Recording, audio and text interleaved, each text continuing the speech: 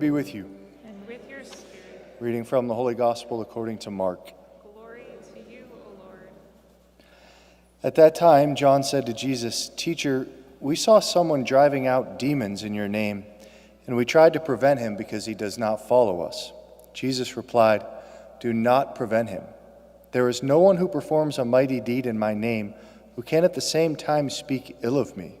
For whoever is not against us is for us. Anyone who gives you a cup of water to drink because you belong to Christ, amen, I say to you, will surely not lose his reward. Whoever causes one of these little ones who believe in me to sin, it would be better for him if a great millstone were put around his neck and he were thrown into the sea. If your hand causes you to sin, cut it off.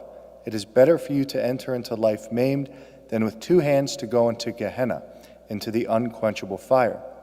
And if your foot causes you to sin, cut it off. It is better for you to enter into life crippled than with 2 feet to be thrown into Gehenna. And if your eye causes you to sin, pluck it out. Better for you to enter into the kingdom of God with 1 eye than with 2 eyes to be thrown into Gehenna, where their worm does not die and the fire is not quenched." The Gospel of the Lord. Evening again, everybody. Good evening. All right. Thanks, sisters. Some acknowledgement. So, yeah, it's just so great to be here. I used to, obviously come down a lot before COVID and before all the assignment changes. So I've had a lot of assignment changes. Mother mentioned I was a pastor of 3 parishes. Wonderful, beautiful. It was about a year. I had 2 amazing assistants with me. I was the oldest. I was 42. So I had a newly ordained priest and another priest who was 37, and just an incredible time. And so then the bishop transferred me. I do evangelization now. I'm the chaplain at 2 high schools, Oakland Catholic High School and Central Catholic High School.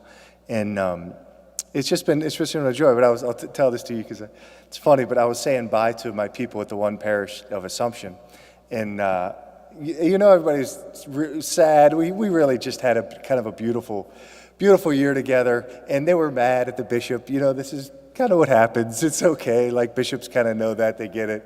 And so I was like trying to, be holy and pious and just comfort the people. And what I wanted to say was, like, life is so short, and we're all going to be in heaven. If we just cling to Christ, we're all going to be in heaven soon where there are no transfers. And instead of saying that, I said, if we just cling to Christ, we'll all be in heaven soon where there are no bishops, and everybody started clapping. And I was like, no.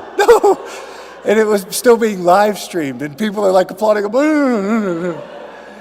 So I don't know if you guys know, there were, folks on the screen know Father Nick Vaskov. He's a wonderful priest. He's a good friend of mine, and we call him Big. He's a big dude, and he loves it. He loves, one of these guys, he just loves being a big guy, and just so gifted. His hands are so big you can fit a quarter through his ring. But he plays the piano and the organ and like 5 other instruments. He's just amazing. But one of the funniest moments in my entire life, I have been laughing about it for weeks, it was when Father Nick Vaskov went on the slip and slide. And so we've all done the slip and slide. It's like the greatest, right? And it was a big youth camp, and there were probably, 100 kids around, and they're flying down the slip and slide. It's the last day. I asked Father Nick if I could tell this story. He said yes. So, and what happened was he was in his cleric, so he was in his priest clothes. And all the priests we had already gone down and stuff like that. And Father Nick came late. And so, of course, Father Nick comes by the slip and slide, and what do all the kids do? Father Nick. It was like, come on, Father Nick. So he literally starts running away. And it took me and 7 priest friends. We tackled him, and we dragged him back to the slip and slide. So finally, he's at the top of the slip and slide. He's like, if I'm doing this, I am doing this, right? Like, he was all in, right? And so he gets ready to go, but his clothes are completely dry, right? Which is dangerous on a slip and slide. You got to get a little bit greased up to go on the slip and slide. And you slide on the slip and slide. You're all like, what is he talking about? Why is he? You don't jump, right? So Father Nick didn't kind of know any of this, right? Because I think this might have been the first time I was on a slip and slide. So he runs up to the slip and slide, and he jumps up in the air. So imagine, I am like, this is going to be the greatest moment of our lives, right? As we're watching Father Nick fly through the air. Oh, he hits the slip and slide, and boom! There's no slip and there's no slide. It's just, Father Nick just stuck, like just boom, on the slip and slide like that. And I came over to him, and he is like down for the count. I'm like, dude, you okay? And he's like, I think I broke my ribs, right? But this is what I love about that. I didn't plan on telling this story, but it struck me as the sisters were singing. He was all in, Father Nick. He was all in. Your life is all in. Your life is all in. It's so beautiful. I'm not saying you live it perfectly, because you don't, right? And I don't live my life perfect. But they're kind of all in lives, and I love that. And I thought when the sisters were singing, and I was sitting in the back before Mother introduced me for my talk, I thought, like, if and everybody, watching on live stream, all the apostolates the sisters do with the poor and down at Florida State and everywhere else and everything they're doing and all the stuff they make and the music. If the only thing you guys did was stayed here and prayed, that would be enough. That's not what God is calling you to do, so you do what he calls you to do. But I just thought, as I'm sitting in the back and hearing this music and looking out over the hills that the Lord provided this beautiful place, you're consoling the heart of Jesus.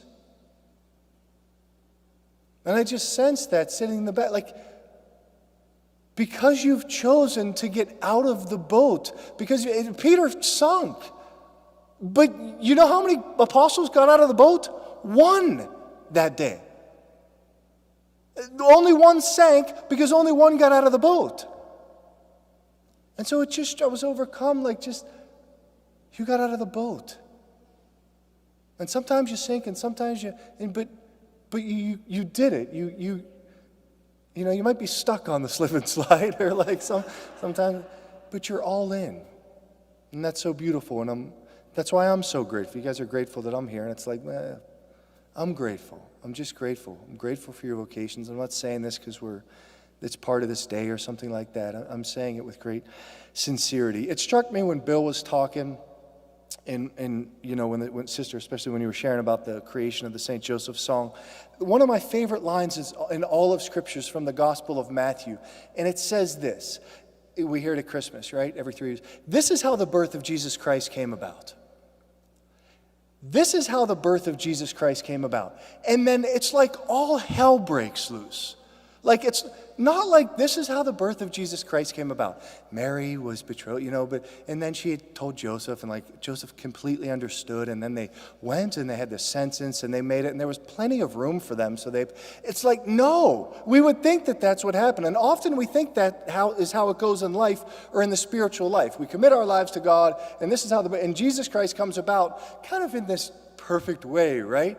But this is how the birth of Jesus Christ comes about. Mary is found to be pregnant when she's betrothed, but before they're married, they're living together, right? She's found with child. Imagine. Don't fantasize it. You're pregnant. She's pregnant. I don't believe that Joseph thought that Mary had been with another man, because that's just not where his pure heart would have taken him, right? But imagine the turmoil and the difficulty and the challenge. And an angel appears to Joseph. This child has been conceived through the Holy Spirit. And Joseph says, oh, good, thank you. Perfectly understood. No problem at all now. It's all perfectly clear to me, right? Joseph goes, okay. So now they're together. And now Caesar calls the census, as Bill was talking about. Now I'll put my pregnant wife on a donkey, because donkeys are so comfortable, right? And now we'll walk and go, so now we're going to go all these miles. She's really pregnant. We get there. There's no room in the inn. She gives birth in this stable, where it's poor. Okay, finally we made it. The baby's born. He's okay. Shepherds, the wise men. Joseph's like, if you could all just go home now. And then an angel appears again.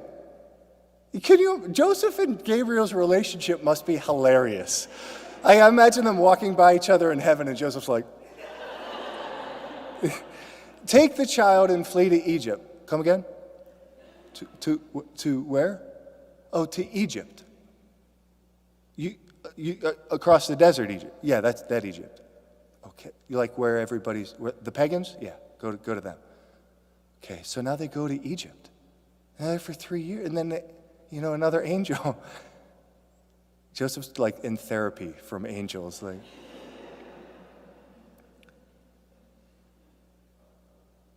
That's how the birth of Jesus Christ came about.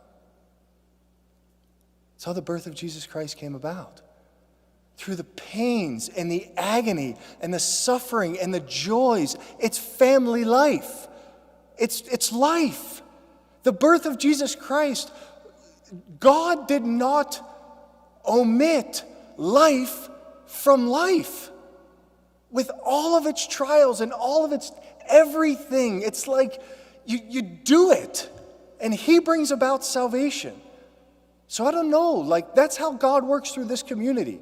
That's how He works through my life. That's how He works through families' lives. That's how He works through you at home. It's like, it's just faithful.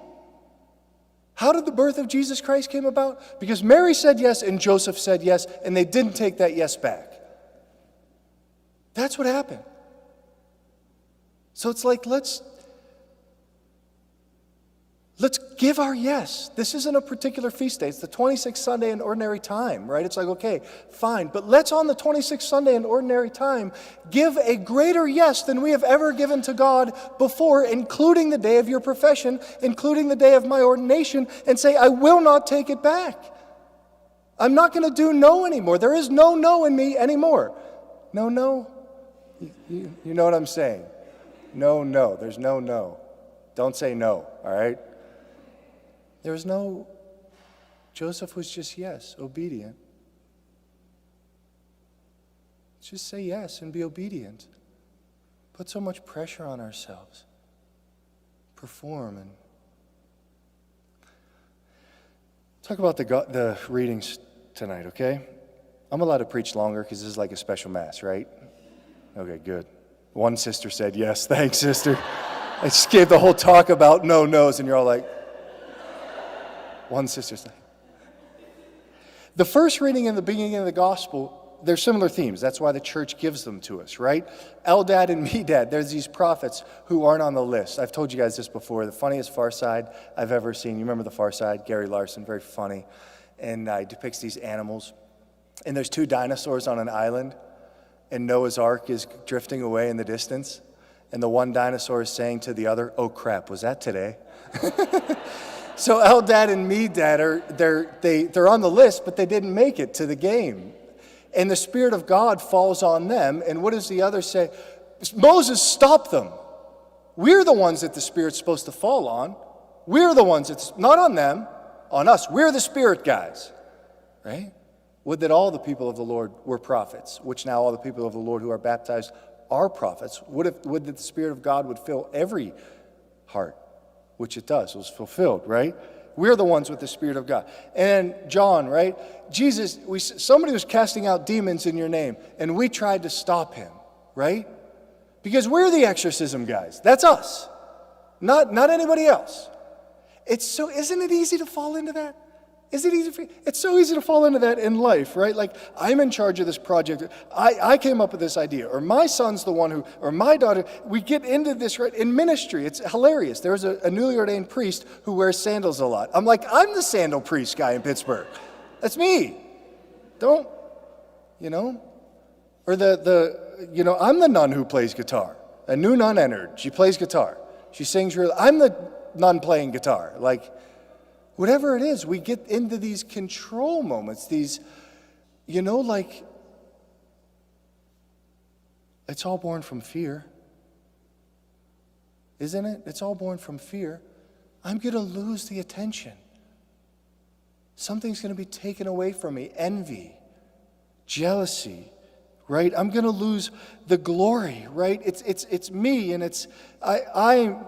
I'm the one, us. The disciples, not them. Don't give them any glory. Can you imagine if they were like, Jesus, we saw somebody casting out demons in your name. Isn't that amazing? And we brought him. He's going to meet us tomorrow so that he really gets to know you better. It's incredible, Lord. Your name is so powerful. He must have sincere belief in you. Moses, Eldad, and Medad are prophesying. God is pouring his Spirit out on all the people. Do you see the difference? But we get into these jealousies and this pettiness and this comparing and competing. All born out of fear. What does St. Paul say in 2 Corinthians 5? He says, Caritas Christi urgit nos, which is the love of Christ impels us. My motivations need purified, because if I had to rewrite that scripture, I would, totally honest, not trying to be funny, a lot of it is the love of me impels me. My own glory impels me. And it's like, yeah, I want people to come to Christ. That's there too, but I want people to come to Christ, so then they come back to me and say, you brought me to Christ, Father Joe. It's like, still back to me.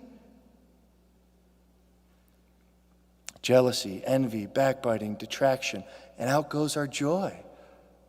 And in comes the slavery of living under the burden of our own egos,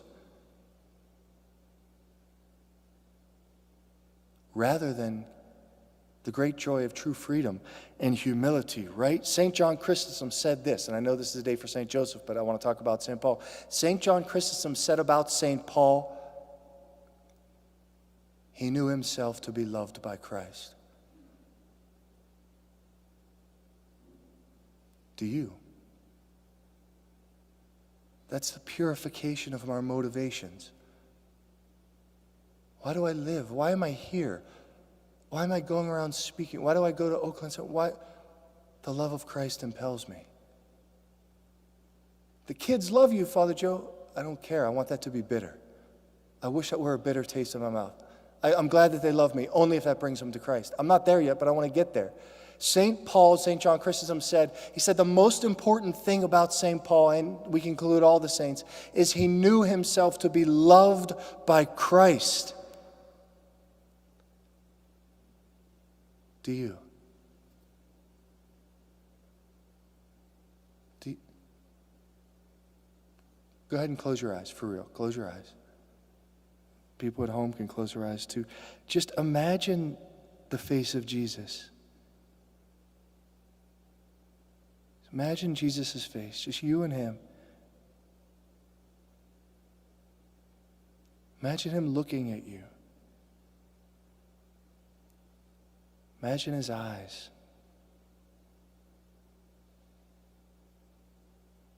Imagine him with a very gentle smile, so pleased, so in love with you, so affirming.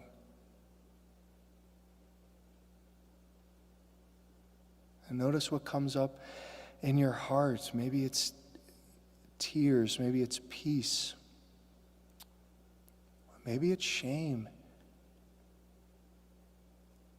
Maybe it's joy, but maybe it's guilt. Maybe you're tempted to look away. Maybe it's too intimate.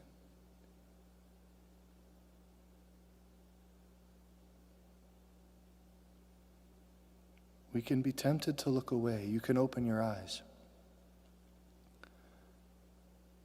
But if we look away from the gaze of Jesus, because of our own self-rejection or our own self-condemnation or our own self-hatred, if we look away from the gaze of Jesus that is always looking at us, we'll grasp with our hand and we'll get off the path with our foot and we'll look elsewhere with our eye. If we don't suffer the love of Christ gazing upon us, we'll grasp with our hand and we'll try another path with our foot and we'll look elsewhere with our eye. And what does Jesus say in the gospel? Cut it off. Cut it off. Pluck it out.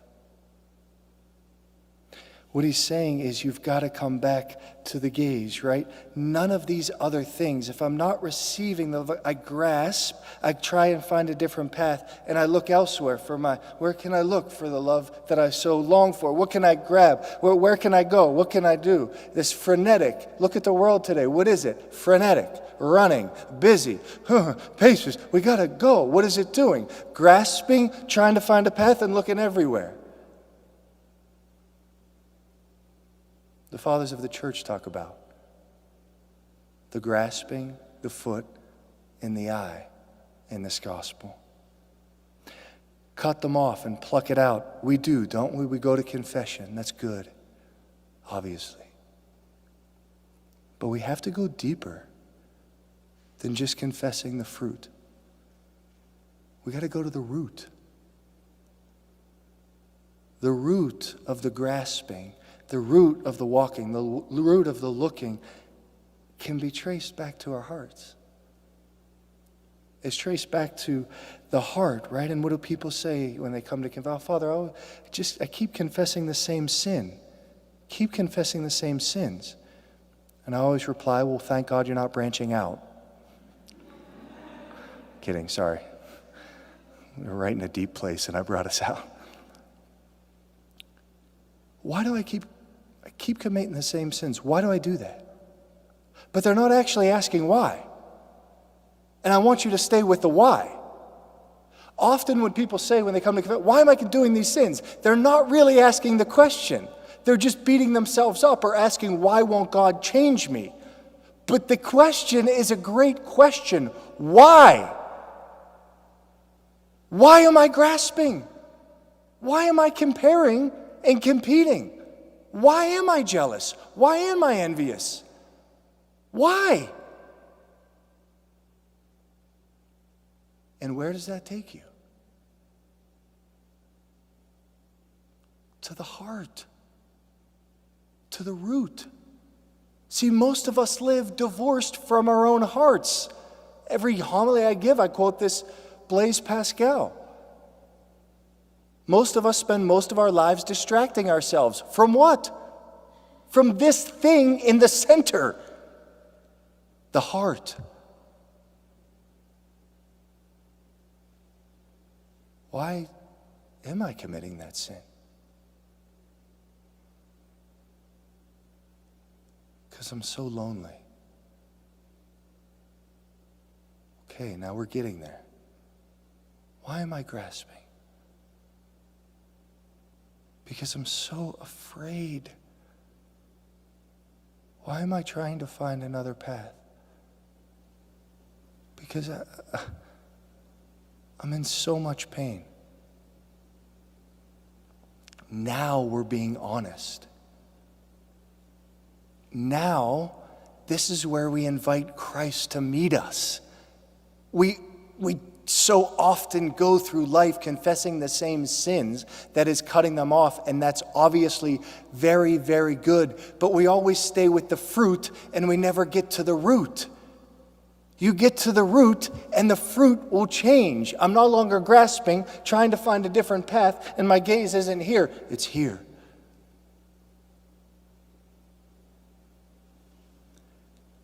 When we can be honest, totally honest, with ourselves first, not God, then Christ meets us in that honesty, in the absolute truth of what's actually going on in our hearts. That's where he meets us.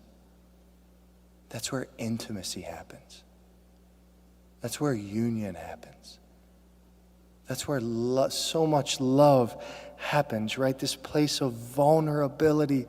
Oh, it's like. And then we'll receive his love and healing.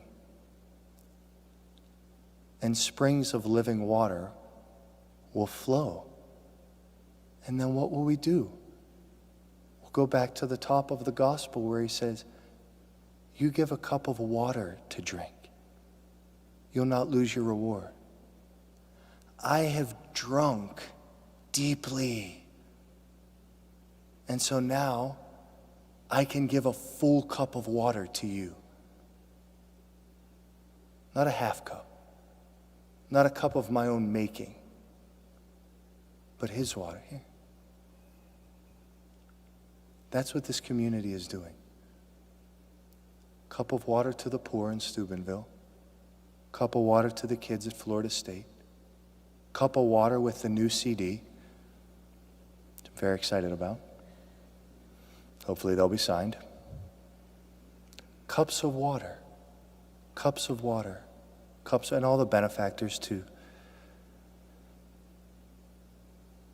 You're giving cups of water so the cups of water might be given. But it only happens when we let him come to the deepest places of our hearts. Honesty with ourselves leads to extraordinary union with him.